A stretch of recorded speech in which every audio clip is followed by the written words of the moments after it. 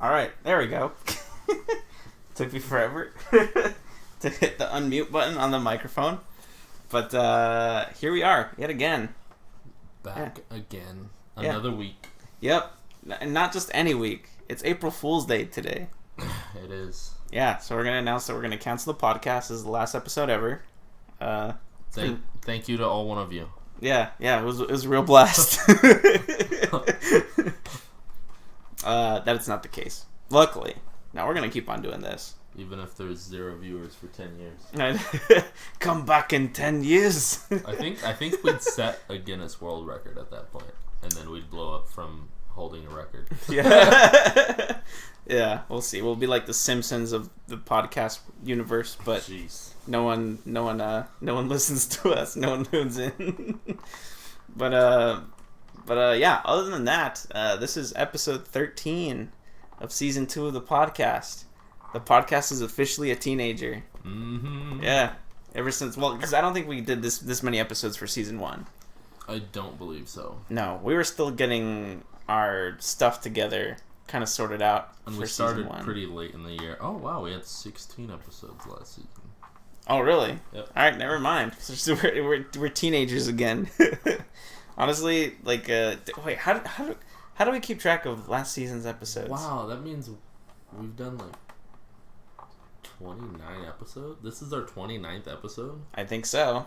Jeez. It depends. We've been doing this pretty consistently since, like, what, September at least? The first, yeah, because we don't have them all on Spotify. And the 8th episode was on November 2nd, so. Yeah.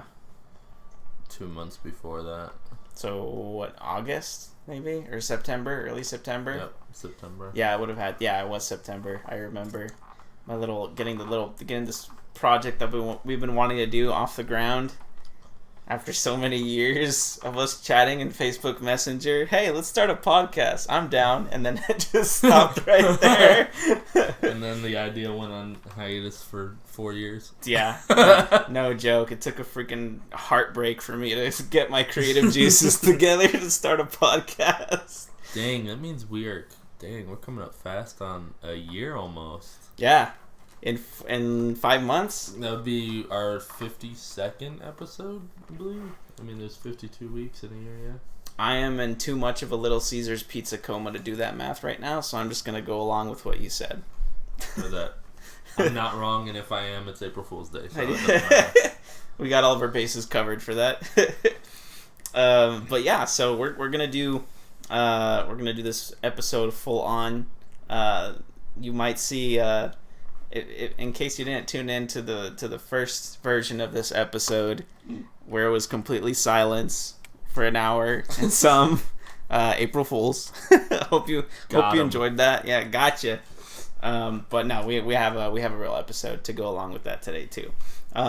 It's not going to be as action packed. I feel like we've been kind of on the steady decline in news because of the whole virus thing going on. And I feel like this is the first week where it feels like it's hit the hardest. Oh yeah, for sure. Like, we've seen it like slightly impact some stories in the past, or just the general, flow of the news. But this week's been hit hard, man. I mean, it's pretty evident when we're trying to scramble for stories right before the podcast, and we're like, "There's nothing going on." Yeah. But further ado, we'll bring the juiciest stories right to your doorstep from our oven, like we usually do. And as always, I'll go ahead and start off with the tech news. So today, actually, the 1st of April of 2020 marks the first official day when Sprint and T-Mobile have become the same company officially. The merger started happening quite a while ago, actually, and it hit some road bumps with the Federal Communications Commission, with it being considered a monopoly, and then that being slightly halted, and then there were some disagreements between Sprint and T-Mobile as to how the brand would be, how it would be presented, what ownership would go to who, what the logo would be, that sort of thing. But with all of that behind us now, they are now one company. They're merged into one single carrier now. So that brings the total carriers here in the U.S. at least from 4 down to 3. The 3 being AT&T, Verizon, and T-Mobile. It's now T-Mobile, now Sprint, kind of, as far as marketing and as far as branding goes, Sprint is kind of out of the picture. But yeah, so we have just those 3 companies left. And, a lot of people kind of have questions as to what exactly is going to happen now that the merger is happening and now that it's official. And basically the answer for that right now is don't expect super drastic changes here quite yet. There's still a lot of stuff that has to happen there. And T-Mobile has said that it's going to take about 3 years to fully integrate Sprint into, like the operations and hardware and network setup that T-Mobile currently has. So we'll have to keep our eyes peeled for that. Probably one of the more immediate changes that most people will see is that if you are a Sprint customer, pay attention to the top left of your screen or top right, depending on which phone you have, where it lists the carrier.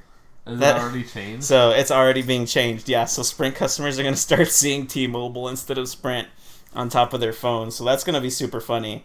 I have a Metro, which is a T-Mobile, kind of subsidiary brand. Uh-huh. So I mean, it's not going to affect me. And actually, now that I think about it, I don't know anyone who has Sprint.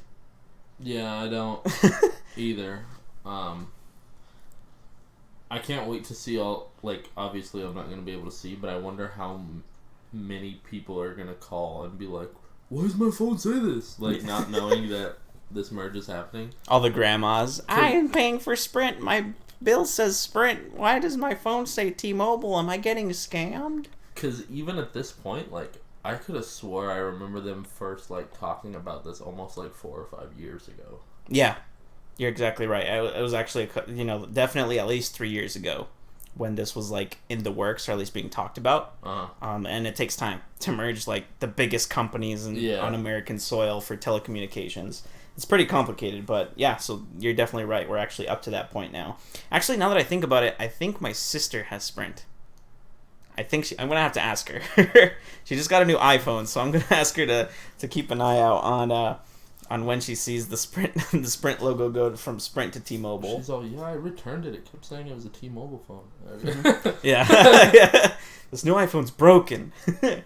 But yeah, so, I mean, other than the logo changing at the top of your screen on your mobile device, probably the next most likely change will be if you receive billing statements through the mail, through paper.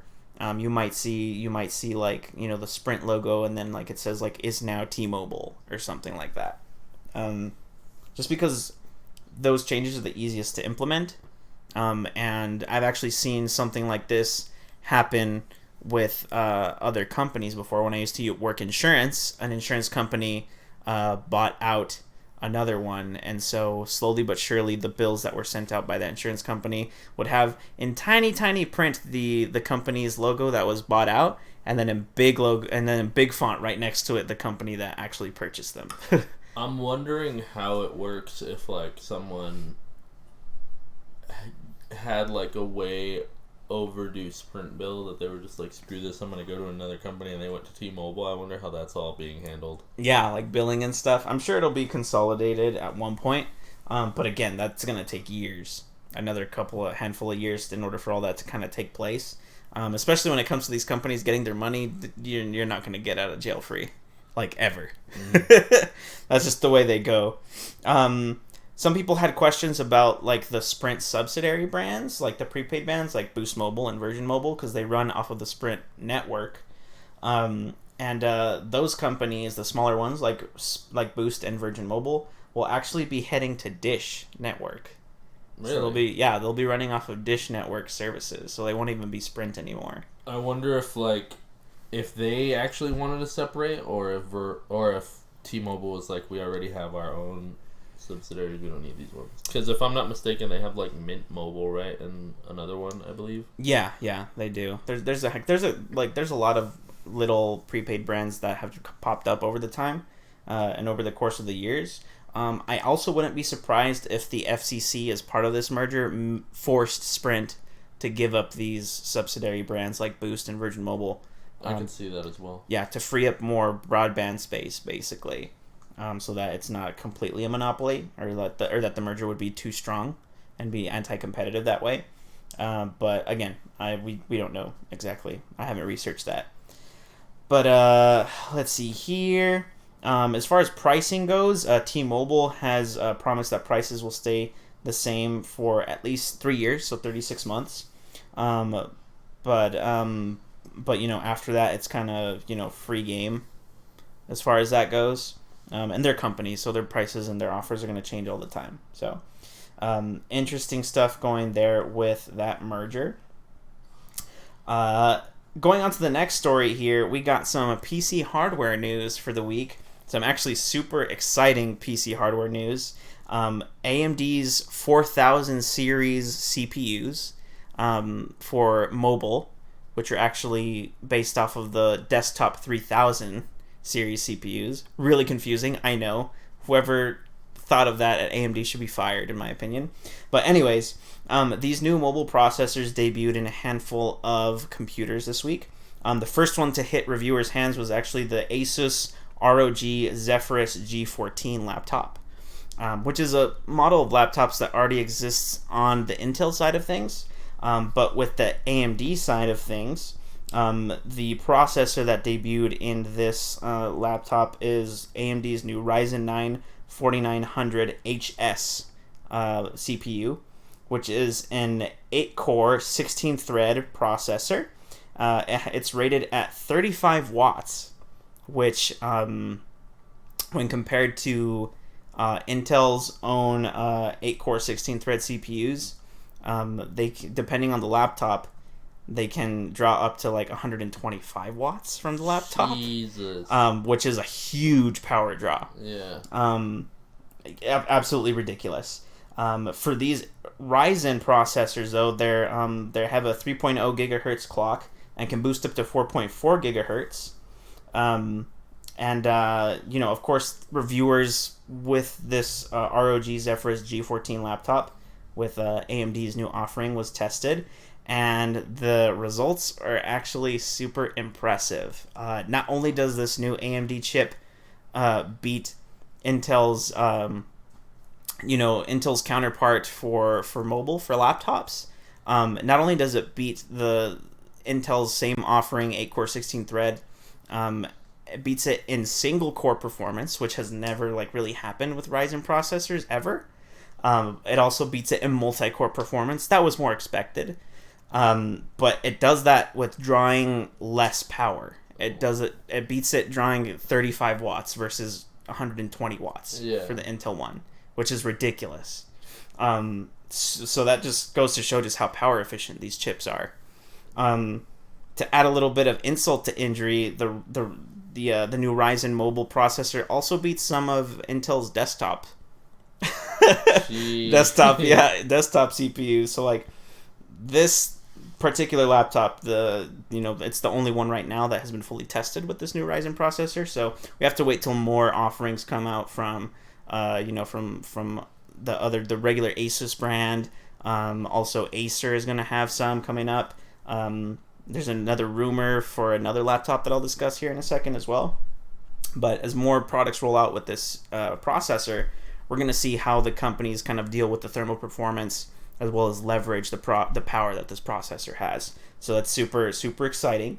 As far as more details on the Asus ROG Zephyrus G14 laptop itself, the configuration that was more prominently tested amongst YouTubers and tech news sites, it retails at $1,449. So not bad for a really powerful laptop, but it's definitely not like a beginner price. Yeah. It's definitely in the mid range, approaching the high range of laptops.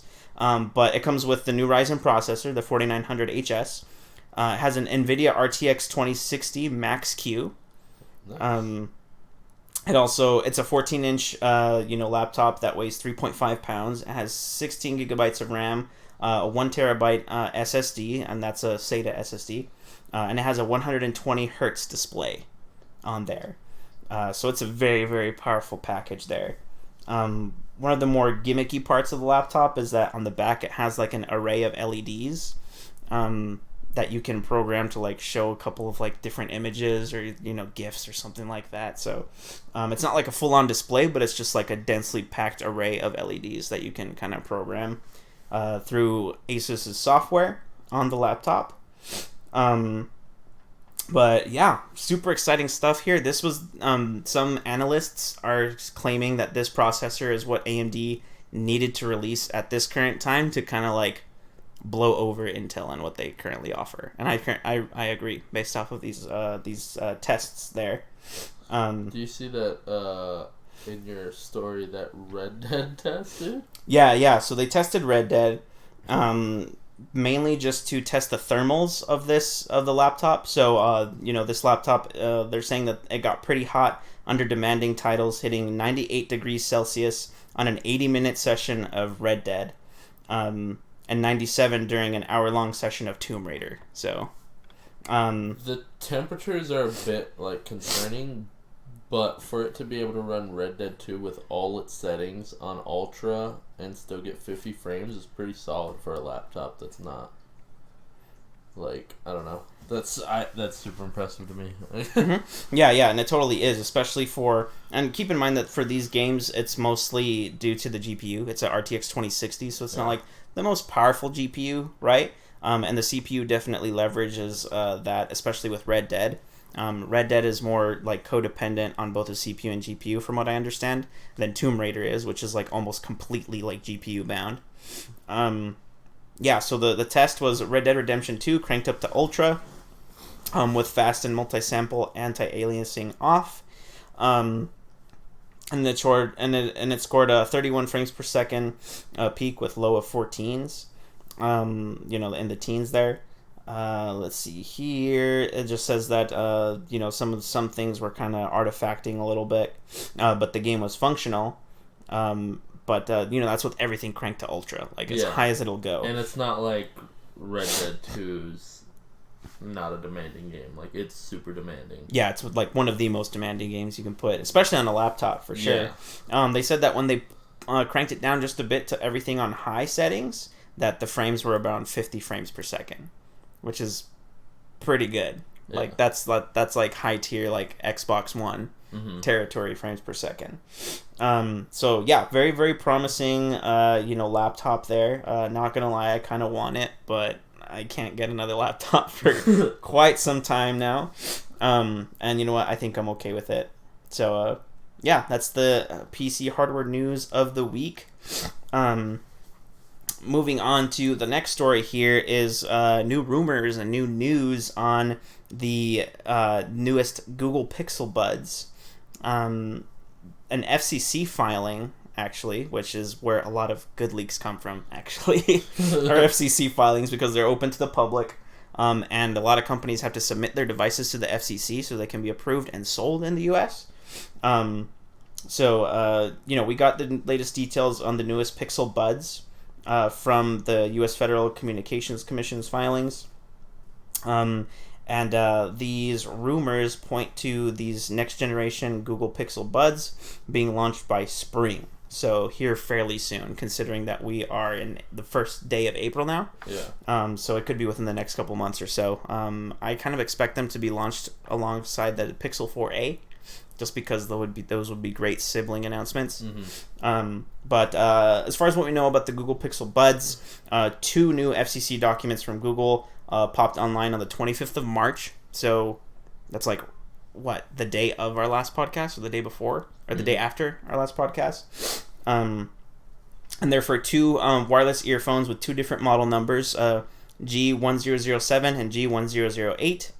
And although these filings don't specifically mention Pixel Buds, the general consensus is that these 2 different models are follows up the original Pixel Buds.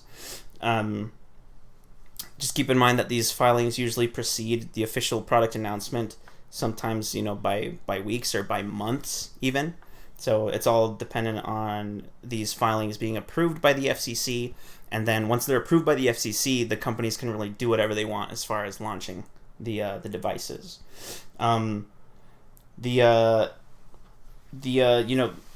Google, as we mentioned before, canceled their I/O conference completely. So that was going to be the time where we would expect these new Pixel Buds to be announced. But with that out of the with that out of the equation, Google's kind of at their leisure to really make any product announcements whenever they want. Although Google enthusiasts such as myself really hope that they just stick with the schedule. Even though they're not going to hold a conference, they should definitely announce the products when we would expect them to be announced. Quick little reminder that the first generation Pixel Buds were announced back in October. So this is kind of like a short life cycle, for the Pixel Buds. The original Pixel Buds were received with a lot of hype, but as far as functionality goes, they weren't quite well received by critics. The Google Assistant was really kind of gimmicky as far as using them on the Pixel Buds. On day one, the Pixel Buds had a lot of driver issues, and that a lot of the touch gestures on the Pixel Buds weren't working, and that was a big deal because there are no hardware buttons on the Pixel Buds. So a lot of people, that combined with the steep price of the Pixel Buds, was like $200. A lot of people just kind of skipped it because they could get better experiences with Apple products like the AirPods or the Power Beats or Power Beats Pros. So I honestly don't blame them there. But much like the first generation Pixel Buds, the new ones are expected to offer hands-free access to Google Assistant, passive noise cancellation. They're expected to have 5 hours of battery life, and 24 if you count the battery life that's kept in the case for the Pixel Buds. So we have to kind of wait and see. The expected price is going to be $179, and that's pretty much it. That's all we can really infer about these new Pixel Buds. If they're compelling enough, I'll consider them, just because I'm really cautious about them considering how the first Pixel Buds kind of flopped. That seems to be Google's talent, is to release hardware that kind of sucks the first generation, with the exception of the Pixel. The first generation Pixel was an amazing, amazing device. But of course, that's just my opinion. Moving on from Google News, actually lied. I have one more piece of PC hardware news here for you. And this is actually hot off the press. This came out today. And that's NVIDIA announces new mobile GPUs. And they're not really new per se, but they're new for the mobile space in that new laptops will be receiving NVIDIA GeForce RTX Super GPUs in there. So for those of you who don't remember, the Super models of the RTX cards were something that NVIDIA launched to kind of be more competitive with AMD, and their new series of graphics cards. Oh, I forgot the code name for it. I'm not an AMD fan anymore. I'm gonna have to take away my AMD card. But anyway, these super graphics cards, they're basically 7 to 11% performance increase based off their non-super counterparts. So we'll be expecting these to appear in laptops here, quote unquote, relatively soon. And they will also be designated the Max-Q, the model numbers, as most NVIDIA GPUs are with laptop processors, the Max-Q lines. These new RTX GPUs and laptops will also feature low voltage GDDR6 memory, as opposed to GDDR5X or GDDR5 on some other mobile GPUs. So we'll have to wait and see. As far as which companies will offer these GPUs, we already have companies in line for these, including Acer, Asus, Dell, Gigabyte, HP, and Lenovo. So I know the audience can't see this, Ruben, but in this post you see kind of a list of all the the laptops that are supposed to have this GPU in there. So we see the Gigabyte Aorus ones. We see some MSI laptops, some ROG laptops up there too with this processor. All certainly geared to be expensive because it's 2060 and up, 2070, 2080, that sort of thing. But that's going to be exciting. It'd be cool to see a laptop with the new Ryzen 9 mobile processor and then the RTX 2080 Super for the GPU. That's going to be one expensive laptop, but I'm sure it's going to kick ass for sure. It'll beat my computer. Maybe. We'll have to get the benchmarking numbers. Your computer will run way cooler, though. Yeah. I guarantee that. Oh, yeah. Probably like 40 degrees Celsius cooler. But that's pretty much it for the tech news for this week. Time is now yours, Ruben. And so is the mic. Alrighty, sir. Well, first up, I got Nintendo is making some 3D remasters for Mario's 35th anniversary. Ooh. Wow, 35 already? Yes, sir. Jeez, it's older than I am. It's going to be, of course, for Switch. And sources are saying that it's basically going to be like a Super Mario All-Stars 2 for the 3D games, which would include the original, Super Mario 64, Super Mario Sunshine, and Super Mario Galaxy. Yes. And then they're saying that 3D World is probably going to get its own separate deluxe style release. So basically, what this means is that, like, I definitely have to get a Switch now. I'm definitely curious because I don't know if you know or not, but Mario 64 has been remastered once for for the 3DS, I believe. Oh shoot! Oh, you're right. And I want to say they added content, so I'm guessing if they're gonna put it on the Switch, they're gonna do that version because they said that it would likely include some new content as well. And then they are also planning on releasing a new Mario game that they haven't said the name of. Ooh, so that's super exciting. I'm not sure if they're going to like drop it all at once or if because of coronavirus, if they're going to spread it out throughout like the year leading up to the 35th anniversary. Yeah. But I definitely think that they're going to see a lot of sales, especially seeing the success of the Switch. It's still sold out pretty much everywhere. Yeah.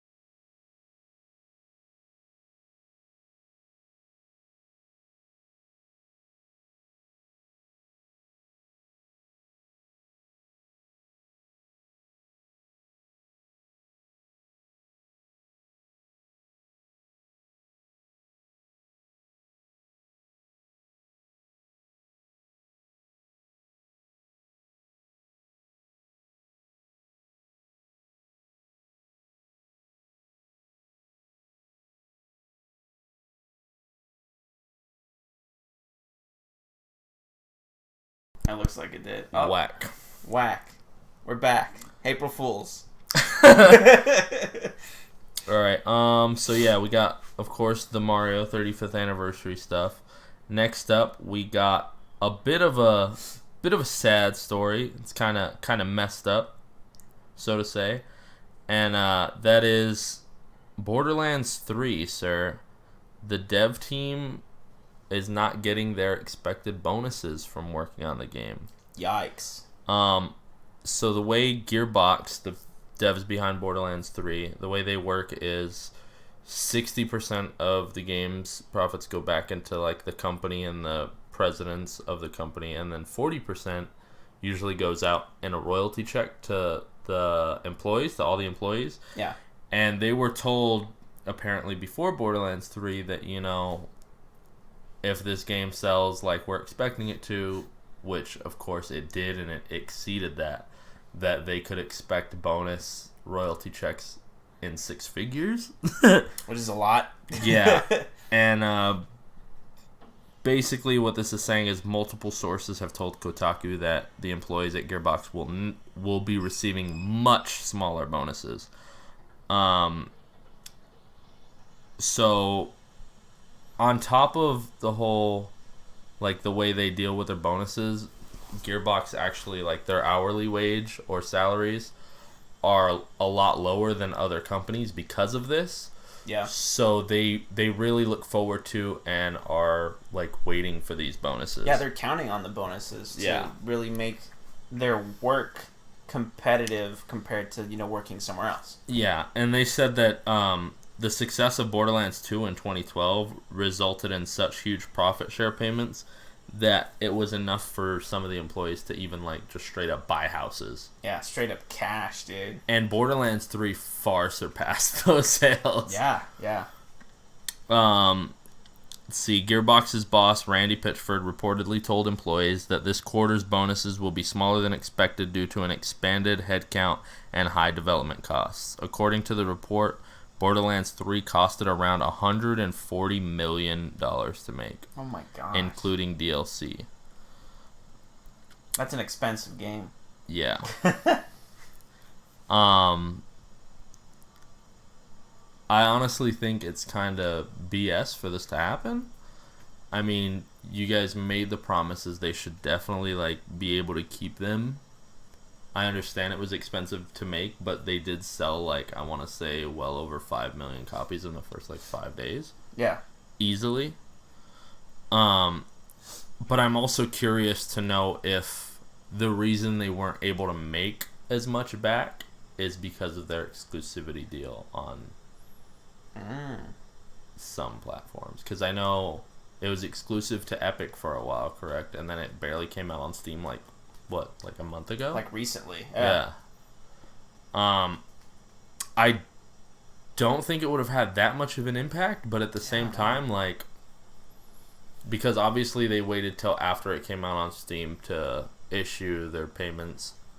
So I'm wondering if, like, because it was hyped up for so long and then you couldn't get it right away, if people just forgot about it, especially since bigger games have come out, such as, you know, Doom Eternal, for instance. So, I mean, I don't know. It could be a lot of things. Yeah. Yeah, it could be a lot of things. Well, here's the thing. My question to Gearbox would be, why would they set that expectation if they knew the scope and the scale of the project? Yeah. You know, so, like, them saying that, oh, like, you know, production costs, you know, affected this, and the thing that really got me there from that statement that you mentioned was that, you know, the increased, you know, basically body count of people that they had to pay. Like, that's still no excuse, like, especially when you have so many dedicated people, you know, working to actually build the game.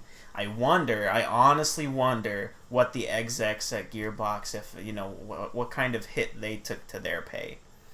Because it always starts there, right? I mean, call me a freaking, you know, conspiracy theorist, but what I know most is that people with a lot of money like to keep their money and like to take it out of the pockets of other people while they can. Mm-hmm. So, you know, we probably don't have access to that information. Probably not in your article at the very least. But that's where I would search for first. I'm sure a lot of these employees are really, really pissed at this. You know, I'd say, you know, of course I don't run the company, but I'm just going to say it wouldn't be worth it to piss off so many people that are dedicated to that franchise. Mm-hmm. Because they're just going to find work elsewhere. Yeah. You know, and other equally, you know, talented studios. Like, they're going to go to Bethesda. They could go to, you know, id Software. They could go to, you know, wherever. Yeah, because, really. I mean, it's not like Borderlands is small and Gearbox is small. Like they're big companies. So I mean, I doubt it would hurt them enough to put them in a danger zone if they were to be like, we already promised this. We're gonna go ahead and keep our promise. Yeah. Because it's not like now that the majority of sales are over, it's not like nobody's ever gonna buy the game again, and it's not like they're gonna have future DLC. So like, I know they can make more money back. So it's just kind of disappointing to see this. In my eyes. Mm-hmm. Yeah, with how they treat their employees, right? I mean, that's the thing. Like, how they treat their employees. Like, now that the game is becoming bigger, like, especially if I were a long-time employee, especially if I was someone who had worked on Borderlands 1, Borderlands 2, and then this came along with Borderlands 3. With how huge it has become, I would expect my compensation for it in pay to scale equally with that. Yeah. And the exact opposite is happening to these employees. So I can definitely feel for them and understand why they would feel like disenfranchised by the studio. And if they want to leave, then they should just leave. That's just poor mismanagement. Yeah, I honestly would not be surprised if they had like a mass amount of people resign and go to different studios. Yeah. I mean, we're seeing a very similar case here with Amazon. And this whole coronavirus thing, mm-hmm. right? We all knew for a long time that Amazon was basically abusing their employees who worked at their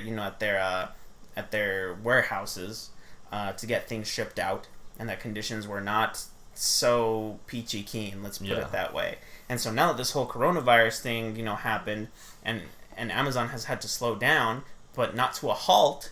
You see these employees becoming even more flustered with Amazon because they're even being more mistreated. Yeah. And so there's like huge strikes going on. There's people just leaving the job, and Amazon is suffering more from mistreating their employees than they would have lost with treating them correctly in the first place.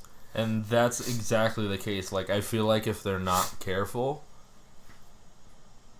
they could potentially hurt themselves a lot more than if they were to just give out the bonus checks like they were going to. Yeah. Because if they had a mass walkout of like, if like everybody was like, you know what, we're getting these bonus checks, or everybody in the company's walking, like they have no other choice.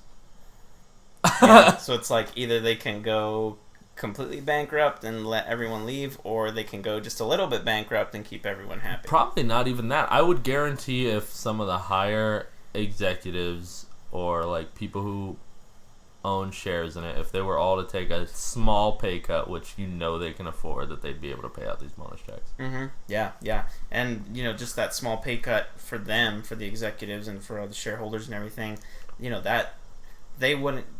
It's traditionally not seen as such, but it can definitely be construed as an investment in the future of the company. Mm-hmm. But these pricks are too money grubber to see that, because they'll be losing money in the moment, that they just don't want to take that risk. And then with that, if they were to treat them good and be like, we decided we're all going to give up this much of our bonuses to help compensate, how many, like, how great that would seem, and how many more people it would draw to want to work for them. Oh yeah, that'd be insanely good PR. Yeah. For the company.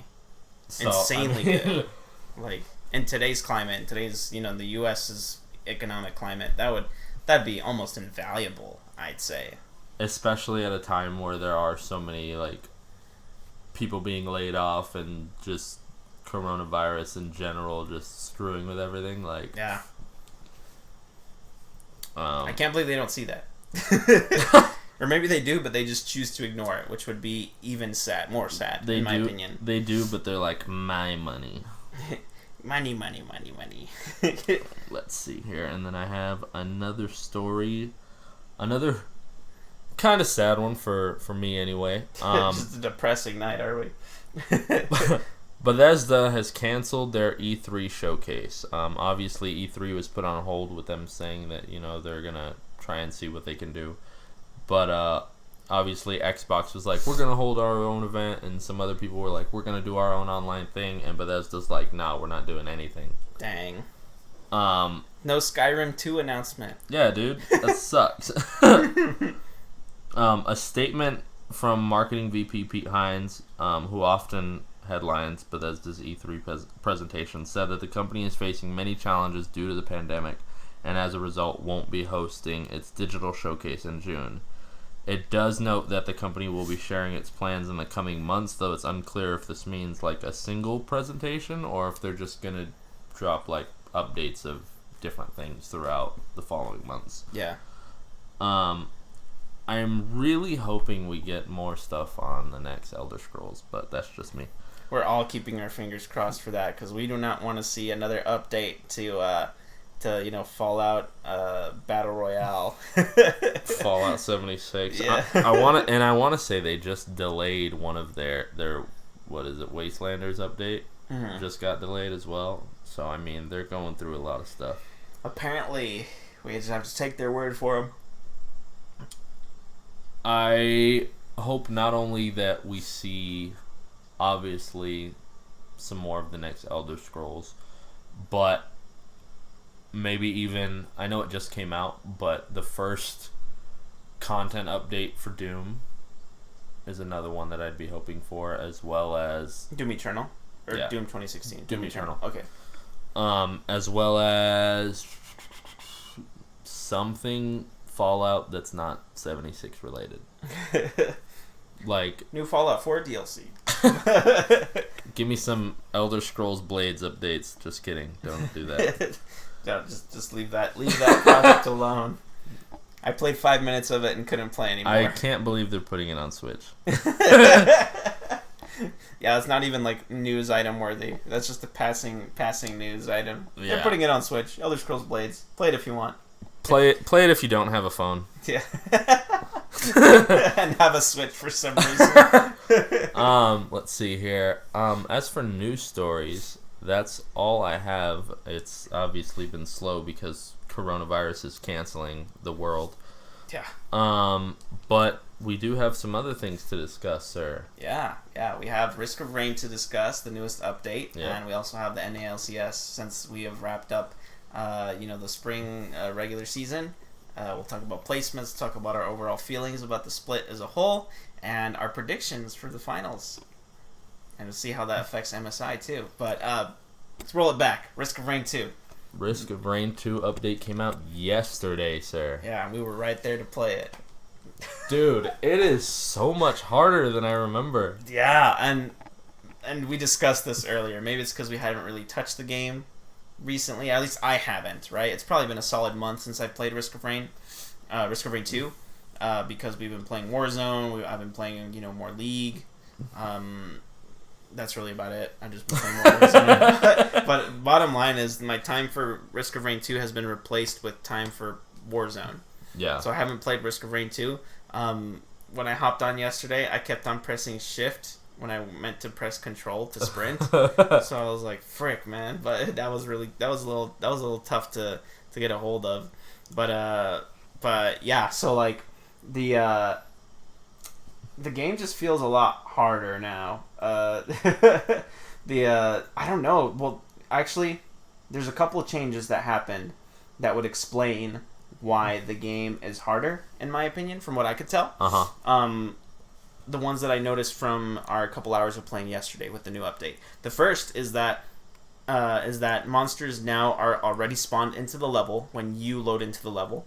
That's a recent change because before you'd have to wait a couple seconds before monsters started spawning in. Which is nice when it comes to, farming gold for items right off the bat. That's one of the things that I really didn't like before this patch, is that you'd have to kind of run around the map and find your first enemies and start, ramping up your gold collection for that. So that's fixed with this new update. But at the same time, elites can now spawn in level 1. Yeah. And that has really hurt my level 1 experience, because usually I'll run into elites right after, like, I run into my first enemy, like my first normal monster on the level. At least that's how it seems to me. Yeah, for sure. And, like, I didn't remember that they were updating, like, how fast, like, that enemies would already be on the map. I totally forgot until you said something. But I was literally wondering, like, why does this seem so much more fast-paced? Because before, when you had to wait for the enemies, I feel like you wouldn't even get your first item until 2 to 2.5 minutes in. Yeah. and now you can have it within the first minute, which is nice. Yeah, but, for sure. But those elites on level 1 are brutal. Yeah, for sure. Yeah, I that's something that I definitely didn't like about it, is that elites level 1. I remember seeing it, I'm like, what? You gotta be kidding me! And then it's like it's like an overloading, freaking, Lumerian. I'm just like, no, I can't fight this guy. Like Ruben's not around me to fight this thing with me. Like it's not even worth my time. Kind of hammering away at this enemy just to get like it's 20 gold or something. But yeah, the game is just significantly harder. Those two changes, the changes with the monsters spawning there and the elites are the things that affected it most. But I also think that there's something up with like the monster scaling. Yeah. Now that there's a 5th level for sure in the rotation, so it's a 5 level, 5 level rotation instead of a 4 level rotation. So something that I really didn't get to try out is wondering is if you're playing on if you're just playing on the normal difficulty, not Monsoon, Rainstorm is what it's called. If you're playing on Rainstorm, not Monsoon, which is the hardest, and not Drizzle, which is the easy mode.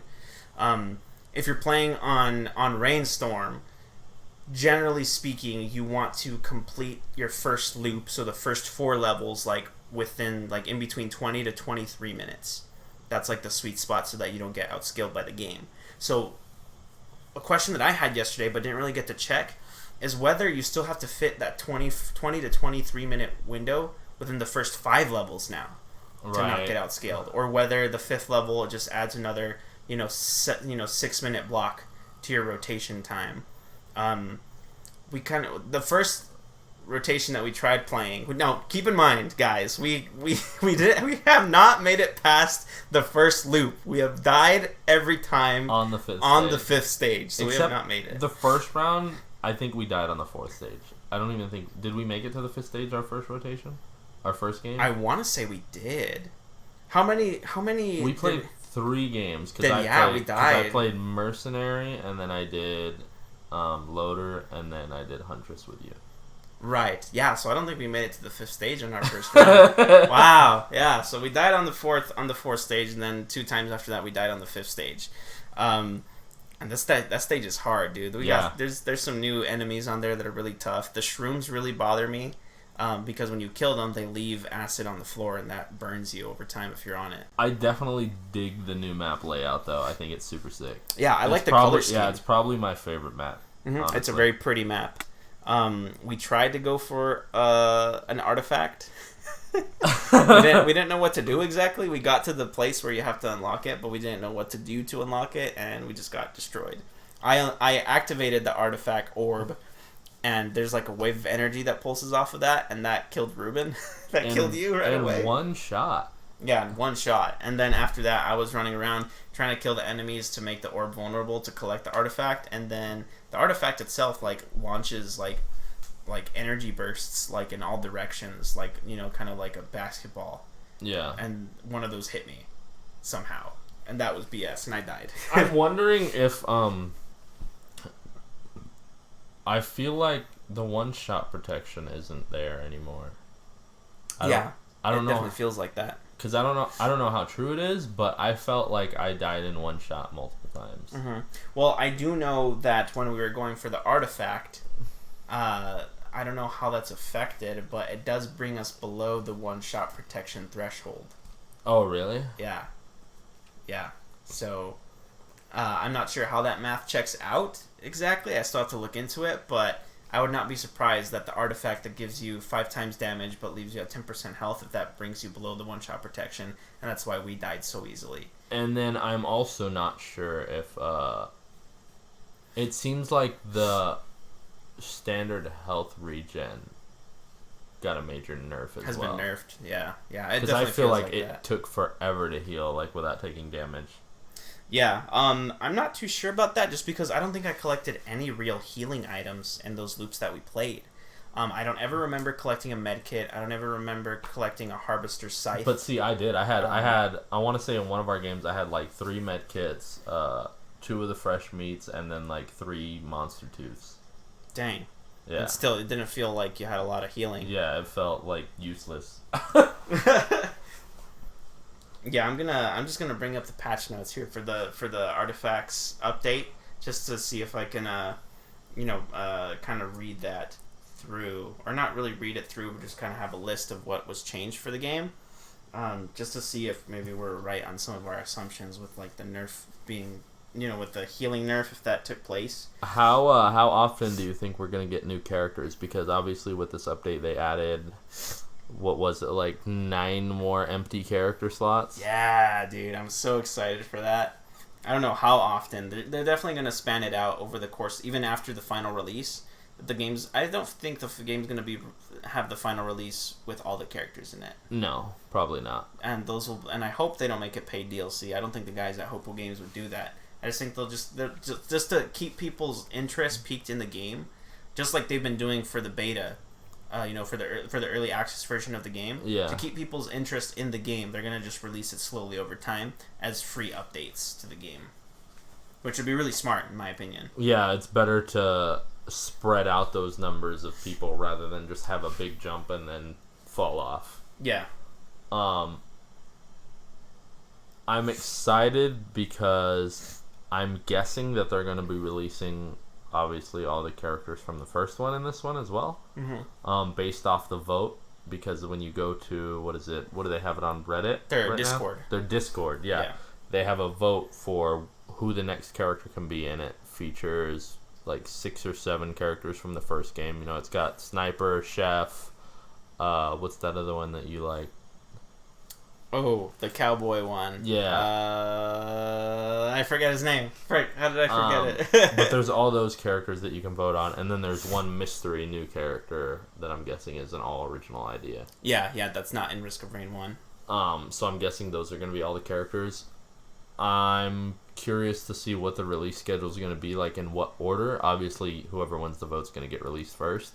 I'm wondering if they're going to do a vote every time, or if they're just going to be like, all right, now we're going to release them this way. Yeah, I don't see them doing votes for a long time as a preliminary way to decide which characters are going to be put in the game. But it's cool that they have it right now, and Sniper's in a commanding lead. By a lot. By a lot, by like thousands. Like, that was going to be my vote anyway, and then I seen the votes, and I was like, wow. It was at like 5,003, and then the closest one to it had like 35. Yeah, like, it was ridiculous. I saw that, and you sent me a picture of that, and I was like, what the hell is going on there? You posted a picture of it in our chat, so I'm going to see if I can find that real quick. Because it was just funny to see there. It was just the message to you, so it was 5,005 for the Sniper, 12 for the entirely new Survivor, 1 for Chef, is that 4 votes for Bandit, that was going to be my vote, and then 3 and 3 for 2 other ones that I can't see the name of. It says the graph is updated every day, so I'm curious to see what it's at now. Yeah, we have to check the Discord now for sure to see where that's at, But so interesting things, on the horizon there for Risk of Rain 2.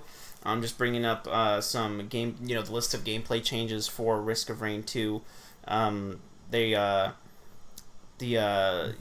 mentioned the initial monster spawns, and how the initial monster spawns can be elite on stage 1, as well as not being right next to you, in stage 1. Then some other things here, but I'm not seeing anything regarding healing or nerfs to healing yet. I dig Huntress's new crosshairs.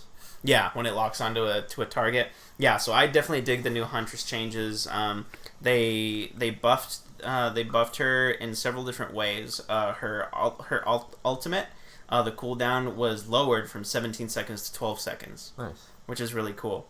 And then her auto attacks, they travel slightly faster at 0.6 seconds instead of 0.5 seconds. Or actually, let's see here. No, the fire rate was, the base fire rate was 0.6 seconds to 0.5 seconds, so her attack speed buff right there. The travel speed of her arrows also got, was doubled from 60 meters per second to 120 meters per second. Oh, wow. So, they're really fast now. And then they improved the visual effects for her lock-on target. So I play almost exclusively Huntress, so I was really excited to see those changes. I'm just looking here real quick, and there were no changes to Loader. So Loader's the same with this update. But Engineer was buffed, Acrid was buffed, Mercenary, Rex, Commando, they were all buffed too. Why wasn't well, I mean, Loader's pretty strong with the exception of their regular attack, but I don't ever use that. I literally just Falcon Punch everything to death. Yeah, and Loader's really strong. Yeah. And can be really mobile as long as you know how to use her abilities. So, that makes sense that they didn't touch Loader, considering that was the newest survivor in Risk of Rain 2. So maybe they probably had more time to iron her out than they did the other survivors in the game already, which is why we're getting these updates to them. As someone who plays a sniper in pretty much every shooter game, I'm very curious to see if Sniper will take my favorite spot from Loader. I could see that. I could see that taking your favorite spot. I don't know what the abilities are. I don't know if they're going to be the same as like the first one, and I don't want to spoil it for myself. Yeah, I could see that. I played the modded Sniper one in the game, and it was pretty fun. But again, it's modded, so it's probably not going to be that real Sniper in game. Just to kind of go off of your suspicions and the nerfs to heal, Medkit was nerfed slightly. In that before the heal was 15 HP or plus 15 per stack of it. It got buffed to 25 HP plus 25 per stack of the heal. But the heal delay is now a full second longer at 3 seconds instead of 2. Ugh.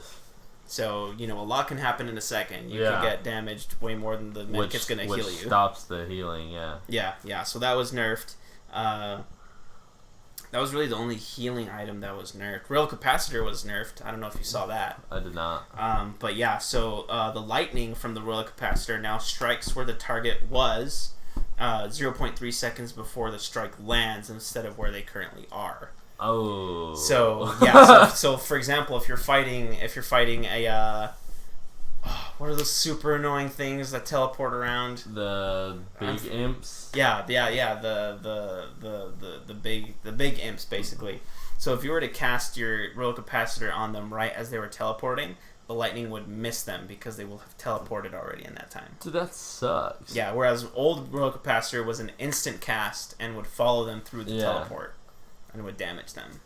So that's a pretty big nerf, in my opinion. I probably won't be picking that item up anymore. Yeah, and like that's another nerf too. Like the Royal Capacitor was an instant cast, and now it's 0.3 for the cast. So not a super big change, but it's still a change of pace nonetheless. Yeah. In a game like Risk of Rain 2, where you can get killed by one hit off of your screen, like that's a big change in the late game for sure.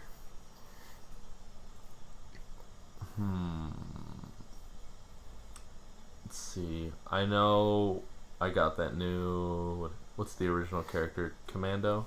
Mm-hmm. I got his new slide. That's pretty sick. It makes him a lot better as opposed to his flip, in my opinion. Really? Yeah, because with the flip, your shooting stops. You can slide and still shoot. Oh, really? So that's awesome. So it's a little more helpful. Obviously, it's not gonna totally change his usefulness, but he is more useful. Yeah, I can see that for sure. That's a nice change for Commando. With his phase blast, he's a lot stronger. Mm-hmm. So with this slide, he could be even more stronger. But I'm not a big fan of playing Commando. Neither am I. So I do think with his slide though, he's gonna benefit a lot more from movement items than he used to, for sure. Yeah. As long as you need to jump to places, the slide should be fine. Yeah. As Commando. One of my most favorite things in the game got patched, unfortunately.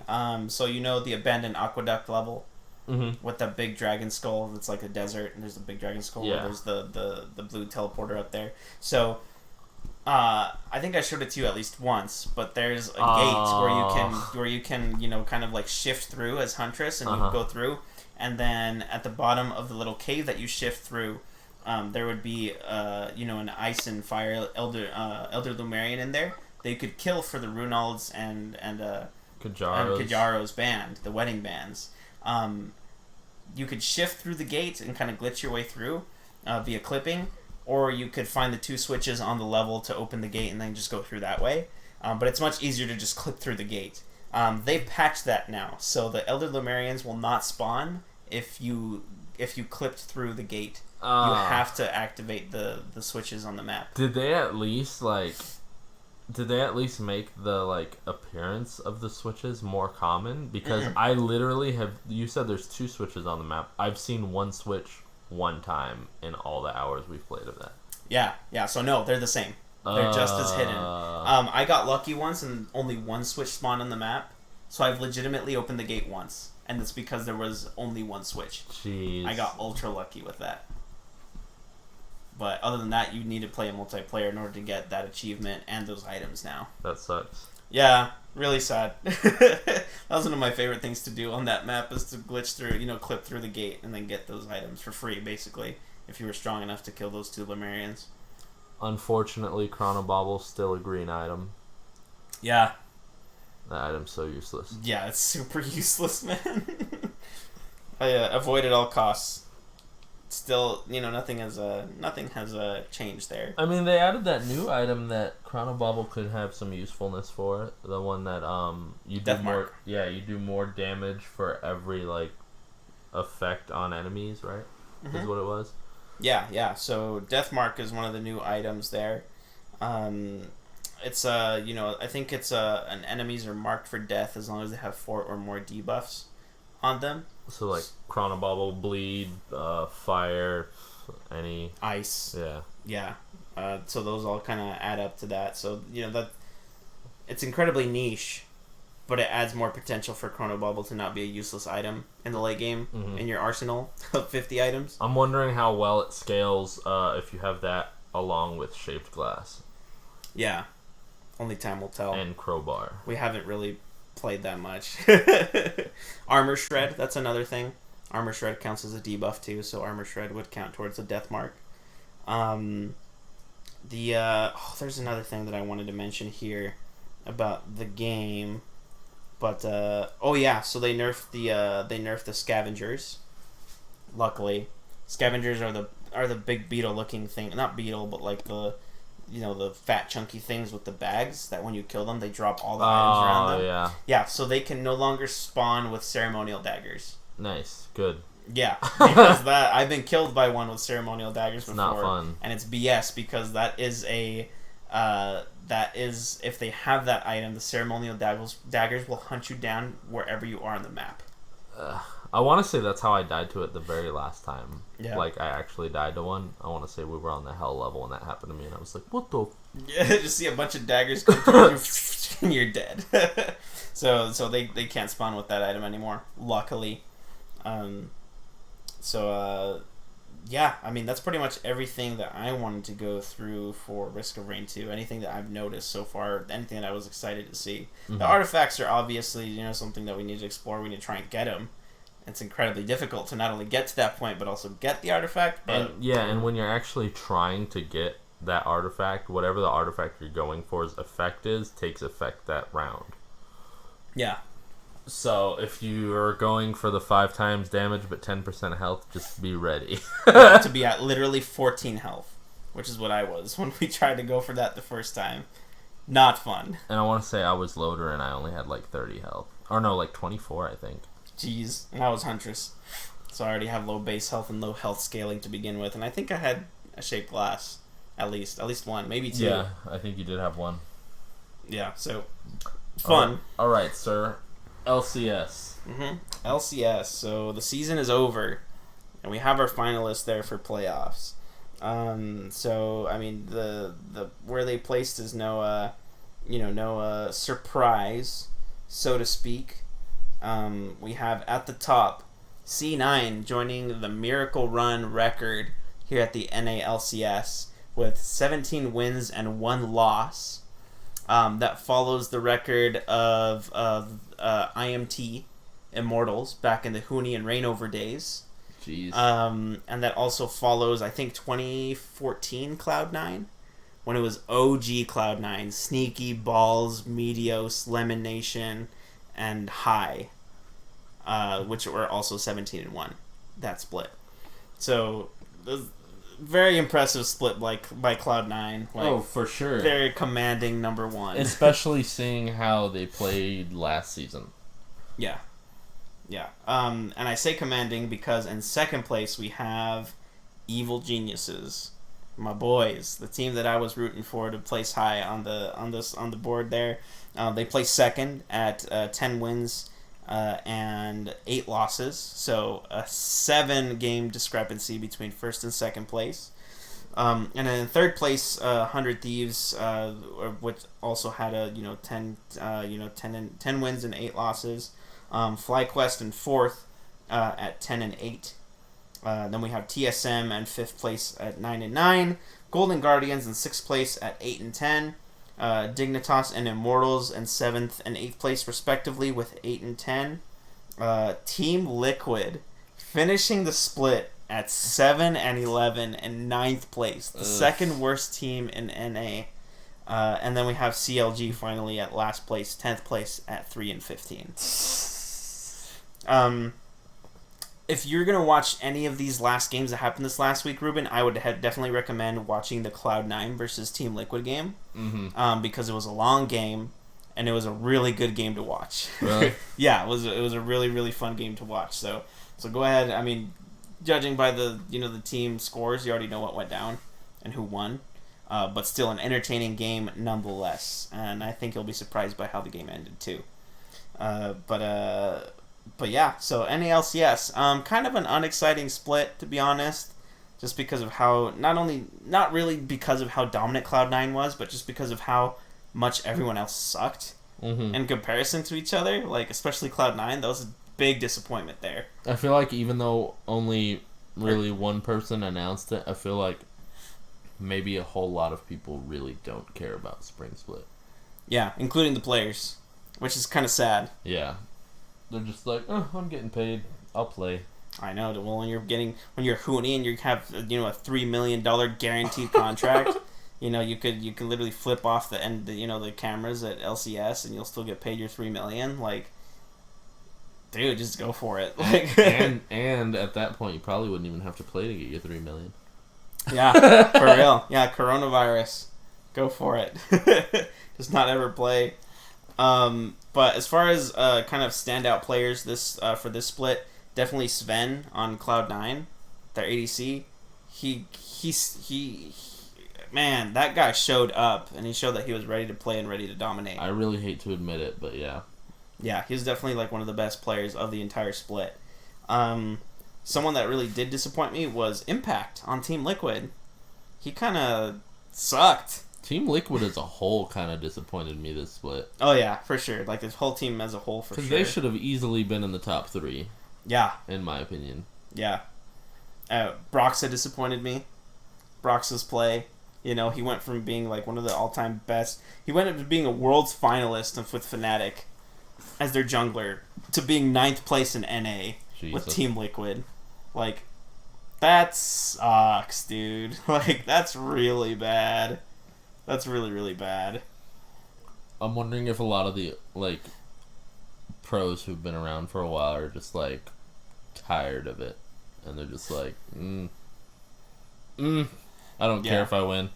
Yeah, for sure. One of the things that I heard about specifically Impact on Team Liquid is that apparently it's a thing in Korea that if you own a building in Korea or own real estate, like, you never have to work a day in your life. Like, all you have to do is manage the property itself, because real estate is really prized in Korea. And Impact owns his own building in Korea. He owns Impact Towers, is what it's called. So, not only is he getting money from the LCS, but he also, owns real estate in Korea. And so, just because of how the economics over there and the culture works, like, Impact is set. Like, he could quit the NALCS and, live lavishly for the rest of his life. And you can Google it too, yeah, Korea, like, Impact Tower. And you can see there that it's not like a, that it's not like a rinky-dinky piece of real estate either. Like, it's a nice building. Oh, that's kind of cool. So, I don't know this is a bit old news, but yeah. Did you hear that he planned to open a boot camp in Impact Tower? So, no, I didn't hear about that. All I heard was that he owned the building and so that can kind of influence his gameplay as far as him watching out for his future. Because if you don't have to stress out, why would you stress out? So like I don't know if that has any real bearing as to his performance this spring split, but I do know that for at least the last 5 games of the split, impact was bad. Like he was giving it first bloods, like he was taking trades in lane at times when the enemy jungler was within proximity, and that cost him his life in lane sometimes, and he was just bad, man. He was really bad. If a lot of people don't take spring split seriously, like obviously pros are held to a different standard than normal players.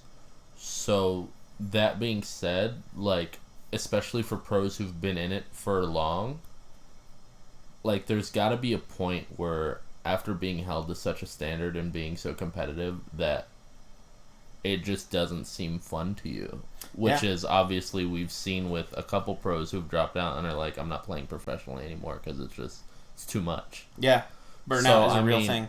So I mean, spring split with some pro, it could be like the pro season to just be like, screw it, we're just having fun with it. You know what I mean? Mm-hmm. So I mean, that could also have an effect on that. It's going to be really sad if that is the case, because it's going to be obvious when summer split comes around if C9's at the bottom. I know, yeah, they just get smashed by Team Liquid and they get smashed by EG or whatever.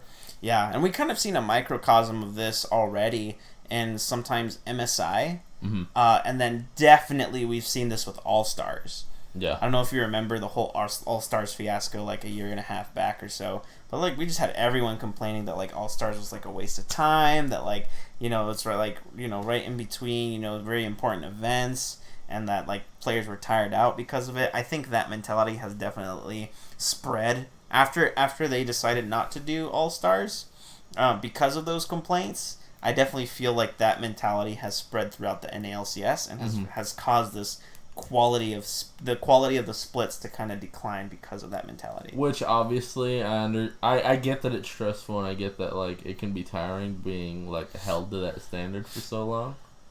But at the same time, they're making bank. Yeah. Like they're making lots of money. They're making. I will gladly burn myself out on League for that. yeah, I'd gladly play 16 hours of League of Legends every single damn day to be that good and to compete and to just play, a 60-minute game, for 2 days a week. Because I mean, you gotta imagine if you have someone who's smart with their money, like obviously Impact opened up his own real estate place that he owns. He can literally, if you're smart with your money, you can play that one full season, make all the money you want, and if you know what you're doing with your money, you'd just be able to retire and just chill the rest of your life, basically. Yeah, and if you manage your money right, you can live, off of that one stockpile of one split. If managed correctly, if invested correctly, if you invest it in continual returns off of that stack of money. If you play it right, you can live super comfortably, after 1 year of work. Especially because when you think about it, these pros obviously aren't only getting paid from just the LCS. They get sponsorships. They get put into advertisements. Endorsements, yeah. Obviously, in that 1 year, they've acquired enough of a fan base because there's so many people who are interested in LCS that if they had a good enough following, they can literally just be a full-time streamer if they want. Yeah, merchandising, streaming. They have lots of income opportunities because of branding. So I mean, I don't know. I'm just spitballing. I mean, yeah, I'm sure it's a lot more difficult than we just kind of discuss it out to be. But at the same time, like, come on, like they're getting paid on a scale of money that like we really just dream of. Yeah, they easily make in a year what someone on minimum wage makes in probably 3 to 4 years. It's probably in their entire life, man. Yeah, probably, if probably what Doublelift has made for his entire LCS career is what, it'd probably take me 2 or 3 lifetimes to make that much money, realistically speaking.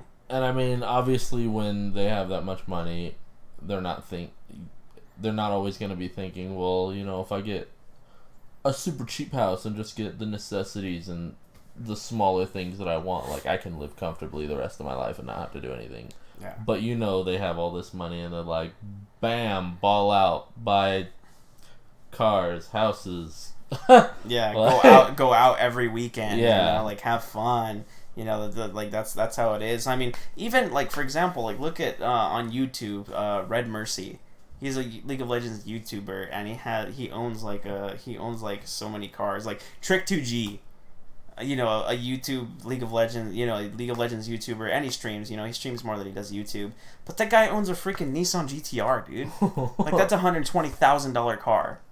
And insurance on that and every month ain't cheap. I'm telling you, it's probably a couple thousand. To put that in perspective, where we live and minimum wage, if you were working a minimum wage and didn't have to pay any bills and you were only buying that car on minimum wage, it would take you, what, like 4.5 to 5 years to buy that car? Probably 6 years if you count the taxes for that car, dude. Oh, yeah? Taxes, too. Yeah, dude. 6 years of straight working your ass off on minimum wage. And That's then ridiculous. And then just for insurance on that car, it would take 3/4 of your monthly income. If you broke a tail light, it would probably take a year. Yeah, to fix it, dude. fix. Oil changes, holy shit, dude. Oh my god. Yeah, let's not talk numbers. I'm depressed now. Let's get some artifacts. I know. Yeah, we're gonna go play Risk of Rain 2, and with that, we're gonna go ahead and leave you guys yet again. Thank you so much for tuning in, as always. Go ahead and follow us on Facebook, Twitter, Instagram for the latest and greatest announcements. That's usually where we post whether we post an episode for that week and when we post it. You know, links to YouTube and also Anchor FM, Spotify, Apple Podcasts. That's all there as well. Yeah, we'll leave you guys with that. We're gonna play Risk of Rain 2. And if you listen, you know, don't hesitate to share with your friends. You know, rate us, whatever. 5 stars on whatever you're watching us on. You know, Apple. Obviously, we have some iTunes listeners. 5 stars on Apple Podcasts would be nice, because I mean, the more ratings you have, the more you pop up on those boards, and the more people get out and hear you. You know what I mean? Yeah, absolutely. We're gonna do a coronavirus Chipotle giveaway here too, so stay tuned for that. We'll be announcing that on our social media platforms, so just stay glued, and we'll let you know. Adios. See you later. We're gonna roll the outro music. If I can find it. Oh, there we go. All right, outro music. Here we go.